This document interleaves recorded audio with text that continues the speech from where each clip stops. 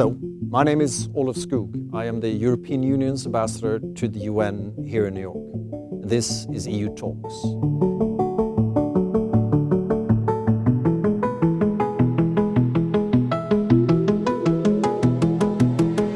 The goal of the UN is to improve the daily lives of citizens around the world. But the UN is a complicated place. In the EU Talk series, we will openly discuss the UN's work and how it delivers. Every month, EU Talks will engage with diplomats, UN officials, but also with experts, journalists, activists, creating what I hope will be a valuable space, especially for young people. Most people working in and around the UN represent a country or an organization. However, I believe that each of us also have a personal responsibility to find the solutions and to meet the expectations of people around the world. Along those lines, I will be asking some pretty hard questions to all of our guests. Welcome to EU Talks.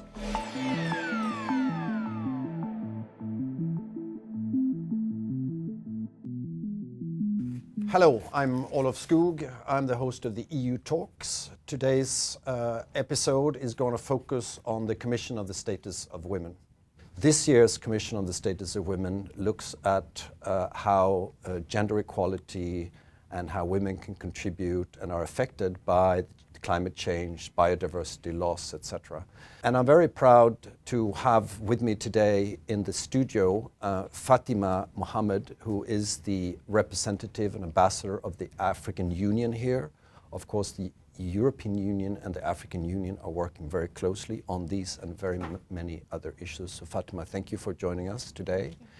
We also have two women and youth, young women, Yasmine, who is the Swedish Youth Delegate, part of the Swedish delegation, and Antonette, who is actually a part of the EU delegation to the Commission on the Status of Women. You're from Botswana, and you're also part of the EU-AU Youth Hub. My friends, I wanted to start asking you, Yasmine and Antonette, if you could say a few words about your engagement on the gender equality situation, on the youth activists, and also related to the theme of this year's Commission on the Status of Women, the whole climate change issue. So I don't know, whoever wants to start. Well, personally for me, I have always been involved within the young civil society in Sweden. I started off in my local youth council in Bromma, where I grew up, and then I've been a part of a ton of organizations, and I ended up in the National Youth Council of Sweden. So I always like to surround myself by other young people and to organize and to work for a common cause.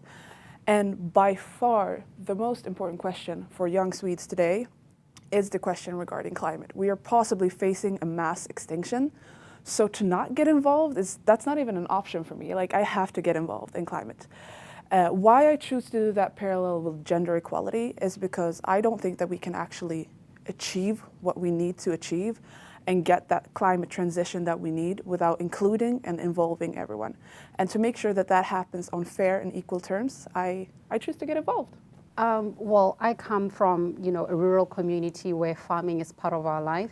I studied agriculture. I've always loved the idea of putting seed on the soil, growing food, growing trees, and inevitably so I became an agronomist by profession, working with many women, young women, in rural communities, and I am an aspiring farmer myself. But I find that as an agronomist working with farmers in the field, the conversation doesn't just end around food. There's always just an issue of climate change. And of course, there's always just a huge gap in the policies. And I find that I didn't have the answers as the agronomist. I would always have the answers about soil, about water, about plant nutrition. But in terms of climate change, there was quite the gap. And I decided to take a step forward and joined the Youth Cooperation Hub, where I was able to, work with other young people from Europe, diaspora, and all over the world to kind of sort of benchmark on ideas, what other young people are doing, and carry those same, actions and messages back to my people in Botswana and, of course, in the SADC region to kind of just sort of like co-create solutions on how we can solve climate change issues as young people, as young women in our respective countries. So that's how I got involved. That's very, very, very powerful stories, and thank you for your strong engagement. Part of what we're trying to do in this series of EU Talks is to have youth like yourself putting, pressure on people with power. Fatima has a lot of power. She represents the African Union here at the UN. I don't know that I'm very powerful, but I do represent the European Union. So I do think we have also a personal responsibility to listen and to engage. So maybe if you wanna, I don't know if you wanna put a few questions to us, or that what your expectations are when you travel to New York during this CSW, and what are your thoughts? And then I'll be happy to point to Fatima to respond. One of the things that I've observed in my community is that a lot of the resources are quite, male-dominated or controlled by men in my community, and you find that women have sort of like less of a say in those natural resources, and not just natural resources, even funding. So it would be interesting to just understand or have a perspective on how can we ensure that women have an active role, they have the access to land, the natural resources, and there's some form of shared responsibilities between men and women in our communities. Well, first of all, thank you, Olof, for having me, and I think that's really a brilliant question, Antoinette. And I think it's a question that we've been asking for a very, very long time. The sharing of resources, the sharing of spaces is a long battle that women and now youth have been fighting for a while. The very essence of CSW is to promote gender equality and women's empowerment. And we have to really look at it from different perspectives. The first will be about raising awareness constantly. You cannot stop in terms of educating and ensuring that people understand, in terms of sensitizing. It's critical that we ensure that when decisions are taken, especially at the policy level, that they are actually translated into national legislator and translated at the local level. So for me, raising awareness, translation of policies, ensuring that they're implemented. And then I think there's a responsibility when it comes to particularly young people to ensure that they actually monitor that these policies, that the commitments that their leaders make are actually, they actually follow through.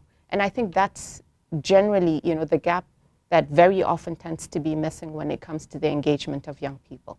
So I would encourage people to, first of all, educate themselves, ensure that you know what policies are in place. Ensure that those policies are definitely the ones that address the needs.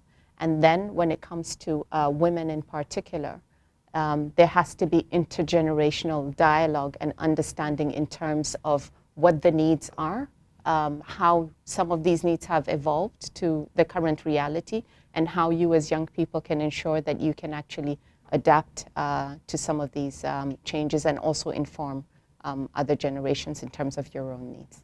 Yasmine, you're from Sweden. A lot of people would say that Sweden has advanced on this a lot, but I think it's also very important that we acknowledge that we're not there yet, and I think that's also true for the European Union that I represent. That this is a constant struggle, if you like. It's cultural, as you say, Fatima. Also in our part of the world, there are male power structures that are sometimes hidden, and that have to be fought both in terms of education but also on legislation, I think. But it would be very interesting to hear you Yasmine, what's your sense of how do we move forward on this agenda? Well, we often talk about inclusion and trying to include people in decision-making processes. And I mean, it's very easy to say for like companies or organizations, like, yeah, we would like to include this group more. But often people forget to ask themselves, are we actually willing to make the changes that this group is asking us to do? Because if you're not, then you're not doing the including part correctly.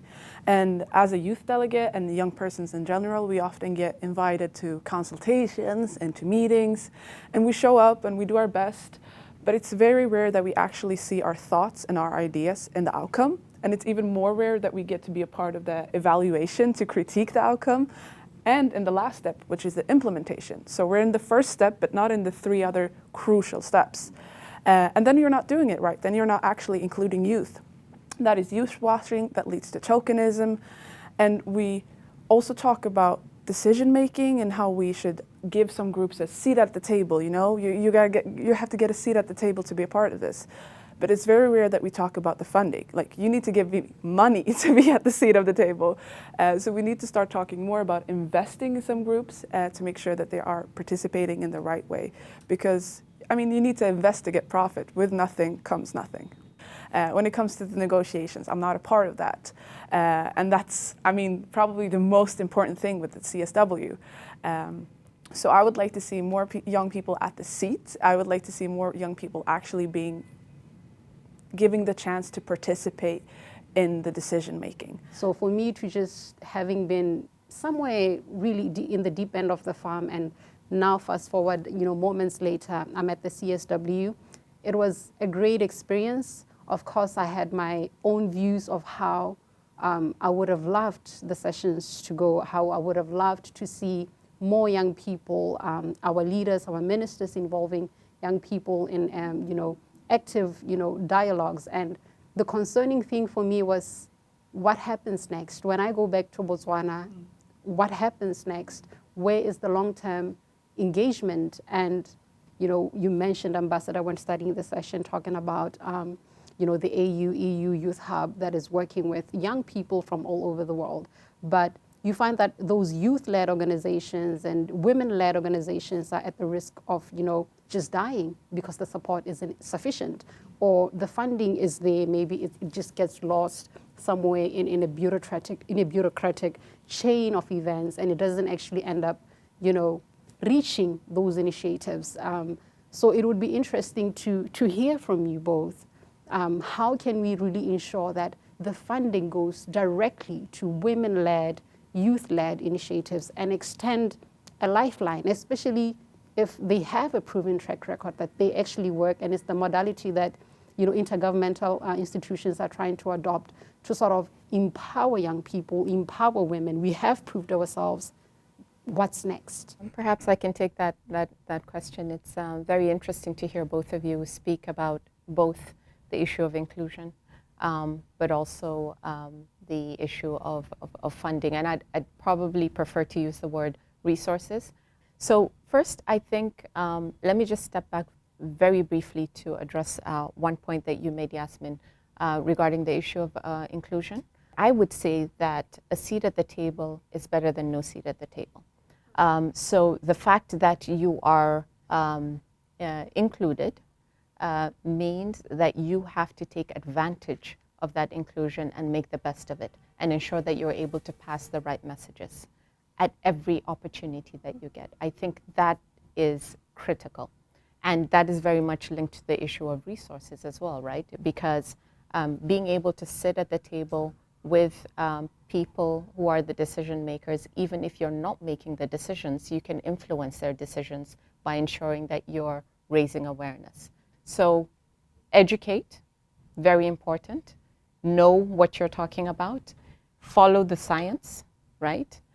Organize, because unless you organize around facts and you know what it is that you're fighting for, we are not going to be able to get to where we are. Thank you so much.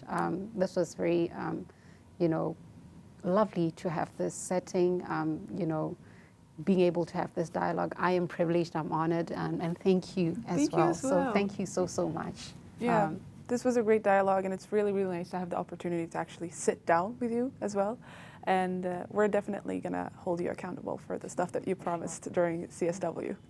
Fantastic, because those behind you will also hold you accountable. Yeah. It's a shared responsibility. Of course. Exactly. Thank you very much. Thank you. Thank you. This was the first episode of EU Talks, focusing on the CSW, gender equality, climate change, and how we can engage youth better in our work.